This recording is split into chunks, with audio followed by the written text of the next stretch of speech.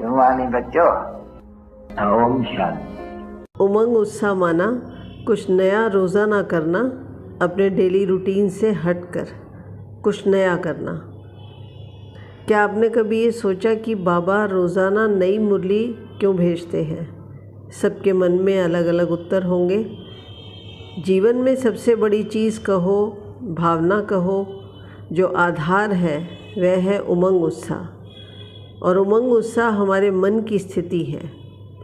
और उमंग उत्साह ऐसी शक्ति है जो कई मुरलियों में बाबा ने कहा कि अगर आपके मन में उमंग उत्साह है तो आप सदा खुश और सदा खुशी को आकर्षित करते जाएंगे। आपके सामने आपके मन की स्थिति अनुसार ही बातें आती हैं। तो बाबा ने कहा उमंग उत्साह होने से तन मन धन सब कहाँ ना कहाँ से भी ठीक हो जाएगा। आपके पास सब आएगा यदि सदा उमंग उत्साह में रहेंगे। आपने देखा होगा कि अगर हमें कोई गिफ्ट दे और खूब अच्छे से पैक करके दे, जैसे जन्मदिन पर एक एक गिफ्ट खोलने की खुशी, वह उमंग उत्साह बढ़ जाता है।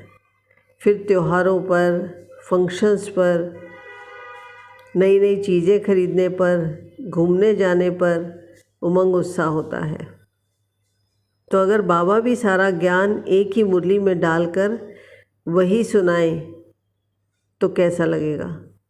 जैसे भक्ति में हम रोज़ाना हनुमान चालीसा पढ़ते जाते हैं, मुरली में रोज़ाना नया होता है कि आज बाबा ने क्या कहा, कौन सा वरदान दिया, कौन सा टाइटल दिया, कौन सी सेवा दी।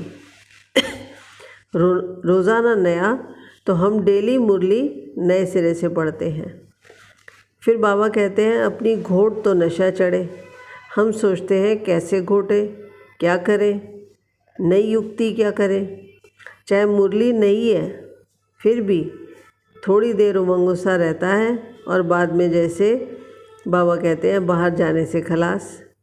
सारा दिन उमंग उत्साह रहे, इसके लिए एक युक्ति जो मुझ आत्मा को समझ आई वो आप सब आत्मा भाइयों से शेयर करती हूँ। तो आपको करना ये है कि एक तो बाबा के मुरली में नाम महिमा कौन सी आई है, रोज़ाना 4-5 और कभी कभी तो 8-10 नाम होते हैं, वो लिख लें और वो याद हो जाएंगे। और वो डेली अलग अलग होते हैं, तो रोज़ाना नया काम हो गया। फिर बाबा कई शब्द बार बार रिपीट करते हैं कि बार बार सुनेंगे, पढ़ेंगे तो याद हो जाएगा। तो 3-4 ऐसे शब्द निकाल लो जो बार बार रिपीट हो रहे हैं।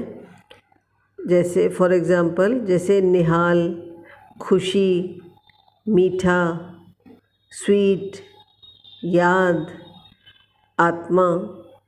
अब एक को या 2 को सबको यूज़ करते हुए एक पैराग्राफ लिखो या वाक्य बनाओ शब्द को लेके 5-7।